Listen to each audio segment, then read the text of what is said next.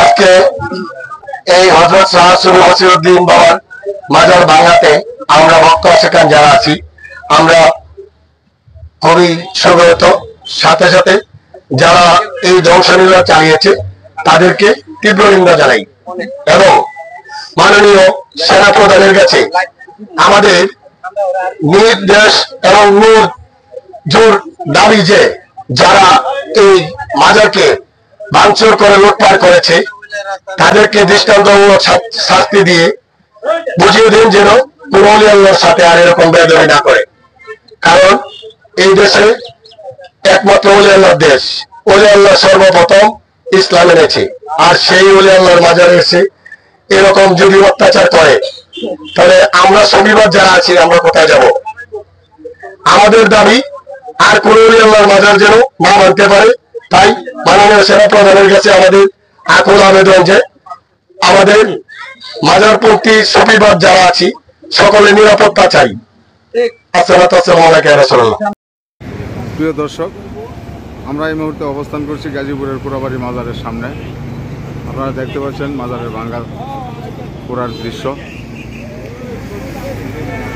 একদল দুর্বৃত্ত আজকে কয়েকদিন আগে পোড়াবাড়ি মাজার শরীফটি, যেটি সারা বাংলাদেশের পরিচিত, ব্যাংকে ঘুরিয়ে দিয়েছে।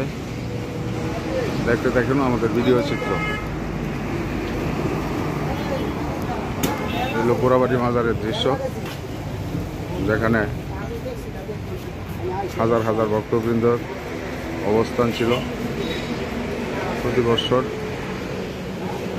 উরসে জনতার ঢল নেমে আসতো। সেই পোড়াবাড়ি ফসি বাংলার মাজারটি ব্যাংকে ঘুরিয়ে দিয়েছে দুর্বৃত্তরা।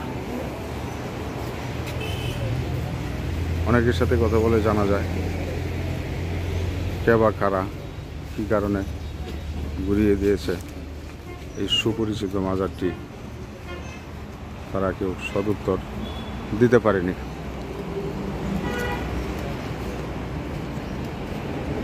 এই হলো মাজার।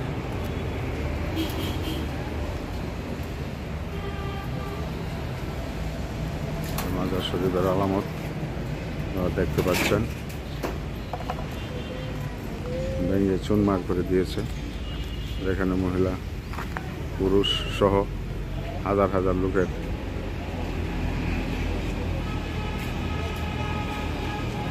উপচে পড়া বীজ জমে থাকত ঢাকা ময়মনসিংহ মহাসড়ক সংলগ্ন